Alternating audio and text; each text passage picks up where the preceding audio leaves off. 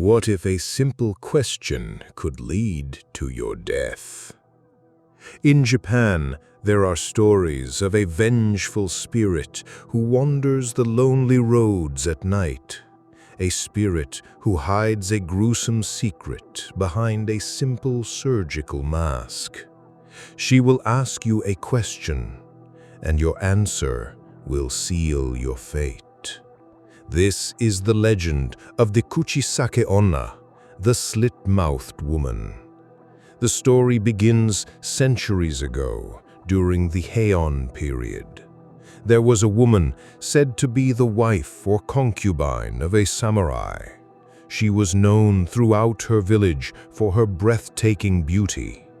But she was also vain.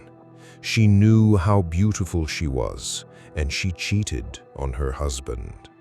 When the samurai discovered her infidelity, he was consumed by a violent rage.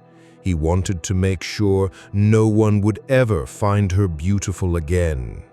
He took his sword and he sliced her mouth open from ear to ear, screaming, "Who will think you're beautiful now?" Her tormented spirit, cursed by this final act of violence, could not rest.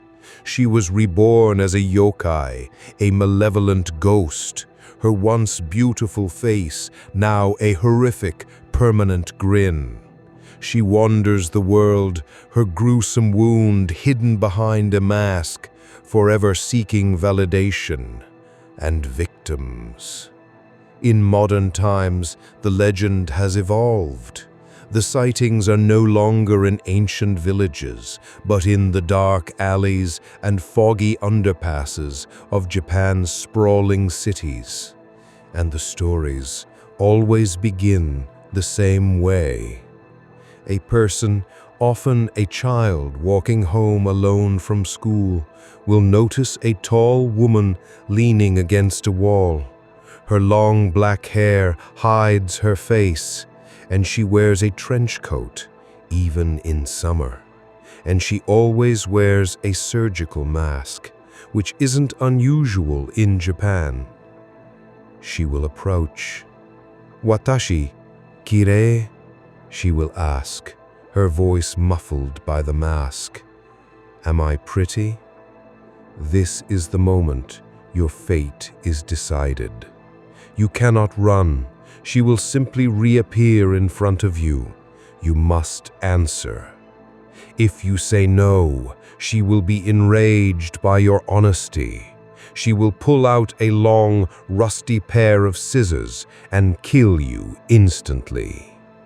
If you say yes, she will slowly pull down her mask, revealing her grotesquely mutilated mouth, sliced from ear to ear in a bloody, permanent smile. "Kore demo?" she will hiss. "How about now?" If you say no a second time, you die. If you scream, you die. So what can you do? The modern legend offers a few desperate chances for survival. Some say you can confuse her by answering, "You look average." Others say you can distract her by throwing money or hard candy at her feet, giving you a precious few seconds to run. But these are just stories. No one who has truly been asked that second question has ever been able to describe the outcome. Let me tell you the story of Kenji, a high school student from the suburbs of Osaka. Kenji was smart. He knew the legends.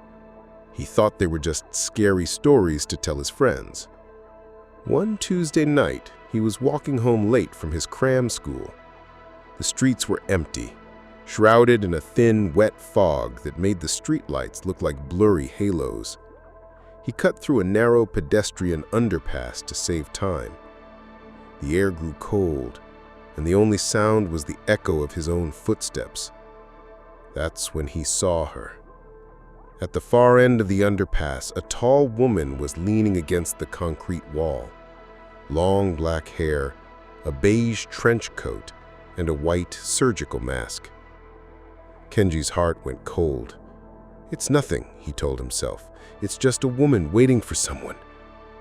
He kept walking, his eyes fixed on the ground in front of him.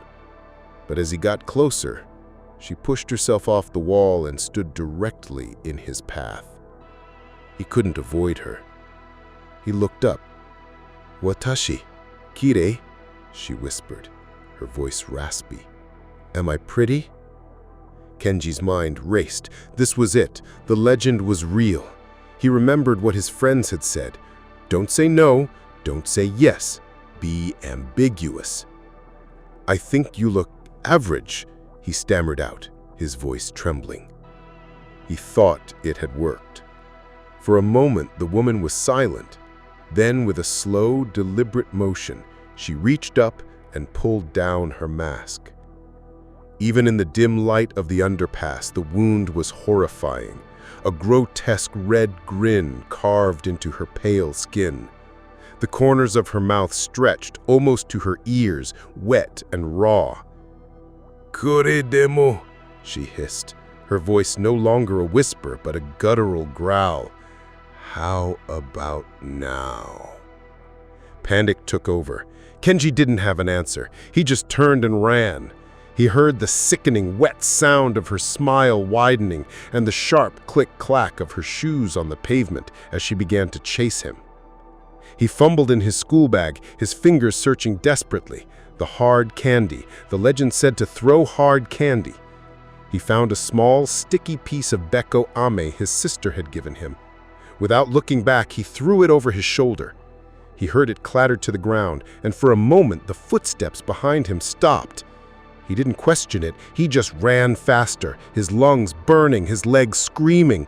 He burst out of the underpass and didn't stop running until he was standing in front of his own house, fumbling with his keys. He slammed the door shut, locked it, and leaned against it, gasping for air. He was safe. It was over. Then he heard it. A faint sound from the other side of the door. Scratch. A slow, deliberate scratching sound, like a pair of rusty scissors being slowly dragged across the wood. Kenji stared at the door, frozen in terror. The scratching stopped. He held his breath, listening. And then he heard a faint, raspy whisper seep through the mail slot. "Open the door." The legend of the Kuchisake-onna isn't just a warning about talking to strangers. It's a story about a question that has no right answer. It's a reminder that some things once broken can never be made beautiful again. So if you're ever walking alone on a dark street in Japan, and a woman in a mask asks you if she's pretty, it's probably nothing. But you can never be sure.